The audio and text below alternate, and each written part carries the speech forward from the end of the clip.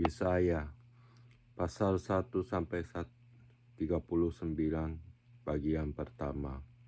Pasal 1 sampai pasal 12 nubuat tentang Yehuda dan Yerusalem.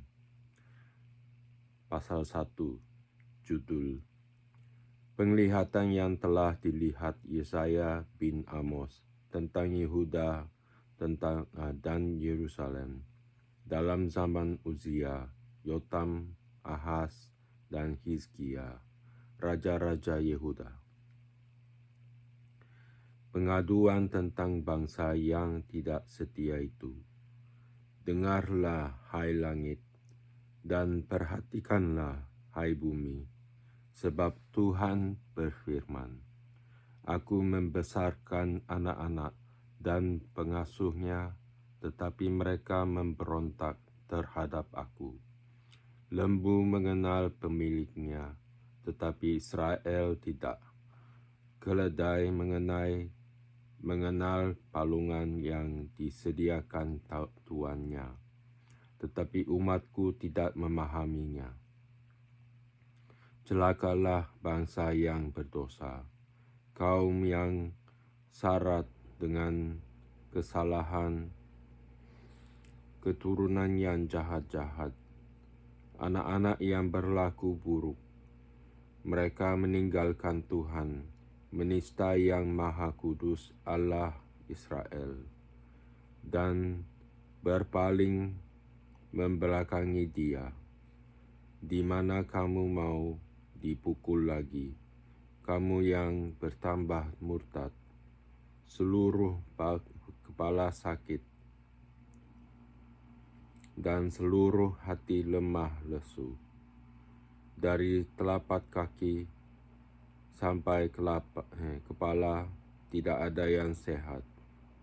Bengkak dan bilur dan luka baru, tidak dipijit dan tidak dibalut dan tidak ditaruh minyak.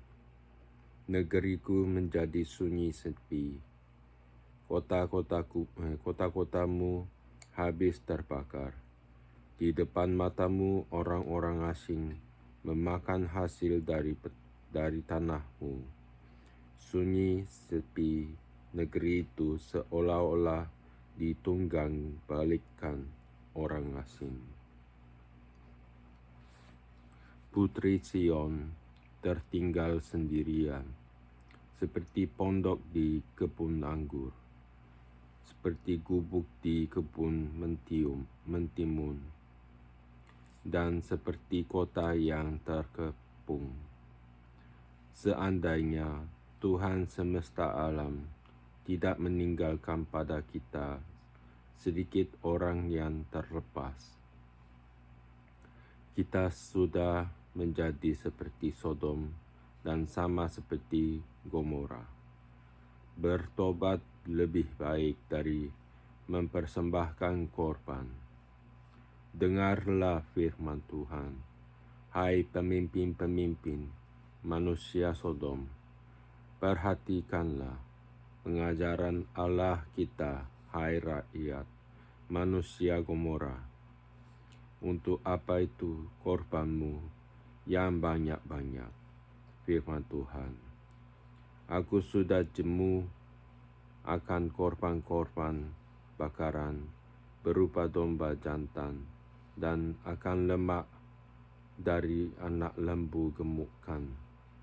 Darah lembu jantan dan domba-domba dan kambing jantan tidak kusukai. Apabila kamu datang untuk menghadap di hadiratku, siapakah yang menuntut itu daripadamu? Bahwa kamu menginjak-injak pelataran bait suciku.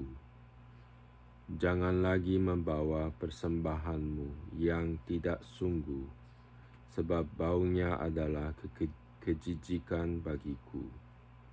Kalau kamu merayakan bulan baru dan Sabat, atau mengadakan pertemuan, aku tidak tahan melihatnya, karena perayaanmu itu penuh kejahatan. perayaan-perayaan bulan barumu, dan pertemuan-pertemuan yang tetap. Aku benci melihatnya. Semuanya itu menjadi beban bagiku. Aku telah payah menanggungnya. Apabila kamu menadahkan tanganmu untuk berdoa, aku akan memalingkanmu kamu. Bahkan sekalipun kamu berkali-kali berdoa, aku tidak akan mendengarkannya, sebab tanganmu penuh dengan darah. Basuhlah, bersihkanlah dirimu, jauhkanlah perbuatan-perbuatanmu yang jahat dari depan mataku.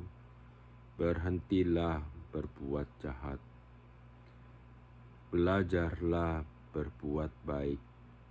Usahakanlah keadilan.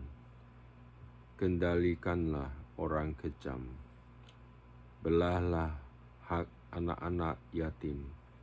Perjuangkanlah perkara janda-janda. Marilah baiklah kita berperkara firman Tuhan. Sekalipun dosamu merah seperti kirmisi, akan menjadi putih seperti salju. Sekalipun berwarna merah seperti kain kesumba, akan menjadi putih seperti bulu domba. Jika kamu menurut dan mau mendengar, maka kamu akan memakan hasil baik dari negeri itu. Tetapi jika kamu melawan dan memberontak, maka kamu akan dimakan oleh pedang. Sungguh Tuhan yang mengucapkannya. Hukum atas Yerusalem. Bagaimana ini, kota yang dahulu setia sekarang sudah menjadi sundal. Tadinya penuh keadilan, dan di situ selalu diam kebenaran. Tetapi sekarang penuh pembunuh. Perakmu tidak murni lagi, dan arakmu bercampur air. Para pemimpinmu adalah pemberontak dan bersekongkol dengan pencuri. Semuanya suka menerima suap dan mengejar sogok. Mereka tidak membela hak anak-anak yatim, dan perkara janda-janda tidak sampai kepada mereka. Sebab itu, demikianlah firman Tuhan, Tuhan semesta alam, yang maha kuasa, maha kuat, pelindung Israel. Aku akan melampiaskan dendamku kepada para lawanku, dan melakukan pembalasan kepada para musuhku. Aku akan bertindak terhadap engkau. Aku akan memurnikan perakmu dengan garam soda, dan akan menyingkirkan segala timah daripadanya. Aku akan mengembalikan para hakimmu seperti dahulu, dan para penasihatmu seperti semula. Sesudah itu, engkau akan disebutkan kota keadilan, kota yang setia. Sion akan ku bebaskan dengan penghakiman yang adil, dan orang-orangnya yang bertobat akan ku bebaskan dengan tindakan yang benar. Tetapi orang-orang yang memberontak dan orang-orang berdosa akan dihancurkan bersama, dan orang-orang yang meninggalkan Tuhan akan habis lenyap. Sungguh kamu akan mendapat malu karena pohon-pohon keramat yang kamu inginkan, dan kamu akan tersipu-sipu karena taman-taman dewa yang kamu pilih. Sebab kamu akan seperti pohon keramat yang daunnya layu, dan seperti kebun yang kekurangan air. Maka yang kuat menjadi seolah-olah kapas, dan pekerjaannya menjadi seolah-olah bunga api. Keduanya menimbulkan api dan tidak ada yang dapat memadamkan. Pasal 2. Sion sebagai pusat kerajaan damai. Firman dinyatakan kepada Yesaya bin Amos tentang Yehuda dan Yerusalem. Akan terjadi pada hari-hari yang terakhir. Gunung tempat rumah Tuhan akan berdiri tegak di hulu gunung-gunung.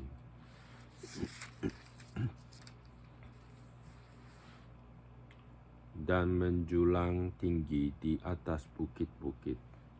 Segala bangsa akan berduyun-duyun ke sana, dan banyak suku bangsa akan pergi serta berkata, "Mari kita naik ke gunung Tuhan, ke rumah Allah Yakub, supaya Ia mengajar kita tentang jalan-jalannya, dan supaya kita berjalan menempuhnya.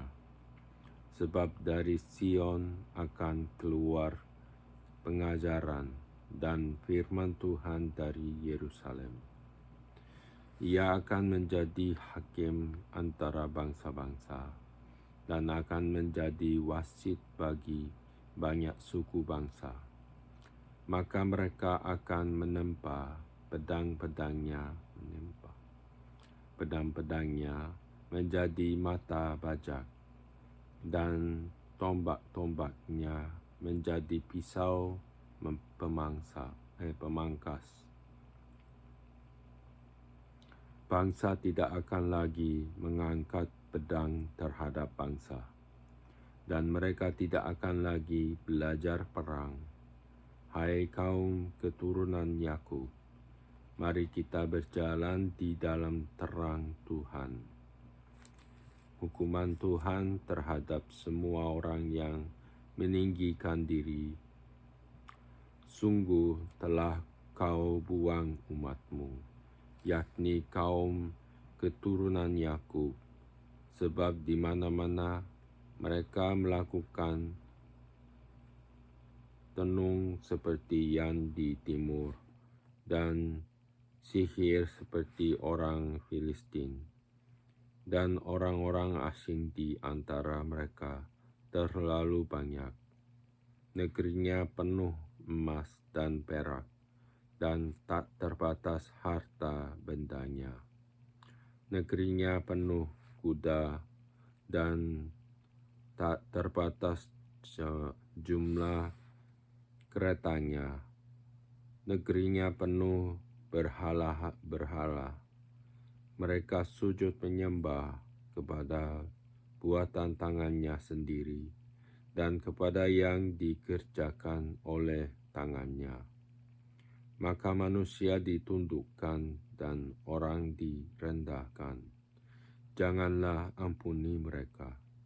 Masuklah di Sela, gunung batu, dan bersembunyilah di dalam liang tanah terhadap kedahsyatan Tuhan dan terhadap semarak kemegahannya. Manusia yang sombong akan direndahkan, dan orang yang angkuh akan ditundukkan, dan hanya Tuhan sajalah yang maha tinggi pada hari itu. Sebab Tuhan semesta alam menetapkan suatu hari untuk menghukum semua yang congkak dan angkuh, serta menghukum semua yang meninggikan diri supaya direndahkan, untuk menghukum semua pohon aras di Libanon yang tumbuh meninggi dan tetap menjulang, dan menghukum semua pohon tarbantin di Basan, untuk menghukum semua gunung yang tinggi-tinggi dan semua bukit yang menjulang ke atas, untuk menghukum semua menara yang tinggi-tinggi dan semua tembok yang berkubu, untuk menghukum semua kapal Tarsis dan semua kapal yang paling indah. Manusia yang sombong akan ditundukkan, dan orang yang angkuh akan direndahkan. Hanya Tuhan sajalah yang maha tinggi pada hari itu. Sedang berhala-berhala akan hilang sama sekali. Maka orang akan masuk ke dalam gua-gua di gunung batu dan ke dalam liang-liang di tanah terhadap kedahsyatan Tuhan dan terhadap semarak kemegahannya. Pada waktu ia bangkit menakut-nakuti bumi. Pada hari itu berhala-berhala perak dan berhala-berhala emas yang dibuat manusia untuk sujud menyembah kepadanya akan dilemparkannya kepada tikus dan kelelawar, dan ia akan masuk ke dalam lekuk-lekuk di gunung batu dan ke dalam celah-celah di bukit batu terhadap kedahsyatan Tuhan dan terhadap semarak kemegahannya pada waktu ia bangkit menakut-nakuti bumi. Jangan berharap pada manusia, sebab ia tidak lebih daripada hembusan nafas, dan sebagai apakah ia dapat dianggap. Pasal 3. Hukuman Tuhan terhadap orang-orang yang menyesatkan bangsa itu. Maka sesungguhnya Tuhan semesta alam akan menjauhkan dari Yerusalem dan dari Yehuda setiap orang yang mereka andalkan segala persediaan makanan dan minuman, pahlawan dan orang perang, hakim dan nabi,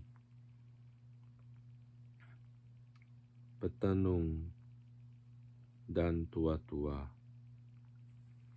perwira dan orang yang terpandang, penasihat dan ahli sihir, dan orang yang paham mantra. Aku akan mengangkat pemuda-pemuda menjadi pemimpin mereka, dan anak-anak akan memerintah atas mereka. Maka bangsa itu akan mendesak seorang kepada seorang, yang satu kepada yang lain. Orang muda akan membentak-bentak terhadap orang tua, orang hina terhadap orang mulia, sehingga apabila seorang memegang saudaranya di rumah ayahnya dan berkata, "Engkau masih mempunyai jubah, jadilah pemimpin kami, dan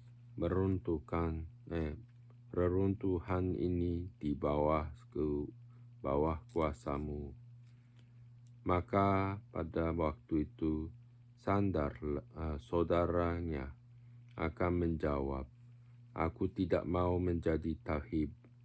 Di rumahku tidak ada roti dan tidak ada jubah." Janganlah angkat aku menjadi pemimpin bangsa. Sungguh Yerusalem telah runtuh dan Yehuda telah rubuh. Sebab perkataan mereka dan perbuatan mereka melawan Tuhan, dan mereka menantang kemuliaan hadirat-Nya. Air muka mereka menyatakan kejahatan mereka, dan seperti orang Sodom, mereka dengan terang-terangan menyebut-nyebut dosanya, tidak lagi disembunyikannya. Celakalah orang-orang itu, sebab mereka mendatangkan malapetaka kepada dirinya sendiri. Katakanlah, berbahagia orang benar, sebab mereka akan memakan hasil pekerjaannya. Celakalah orang fasik, malapetaka akan menimpanya, sebab mereka akan diperlakukan menurut perbuatannya sendiri.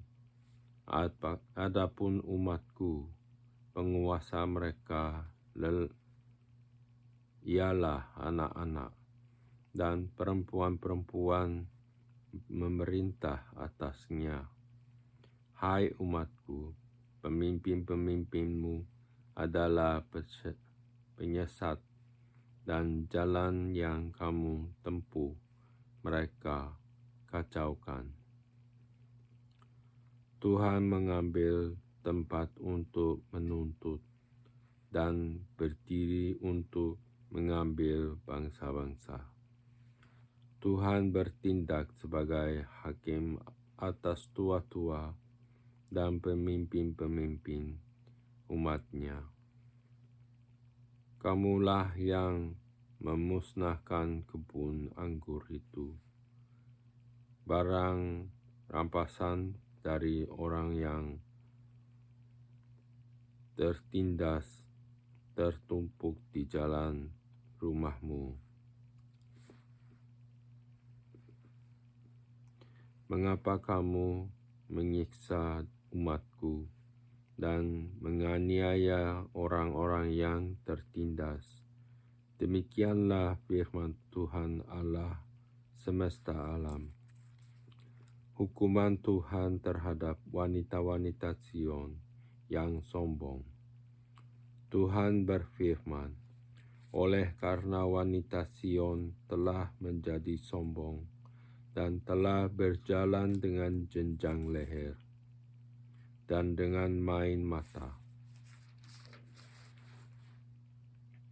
berjalan dengan dibuat-buat langkahnya dan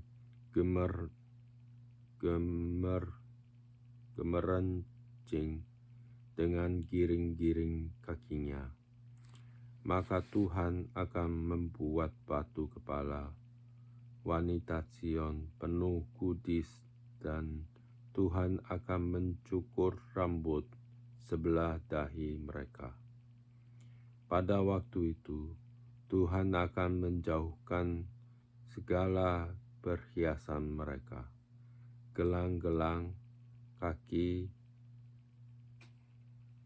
jamang-jamang, dan bulan-bulanan, perhiasan-perhiasan telinga, pontoh-pontoh, dan kerudung-kerudung, perhiasan-perhiasan kepala, gelang-gelang rantai kaki, tali-tali pinggang, tempat-tempat wewangian, dan jimat-jimat, cincin meterai, dan anting-anting hidung, pakaian-pakaian pesta, jubah-jubah, selendang, dan pundi-pundi, cermin-cermin, baju-baju dalam dari kain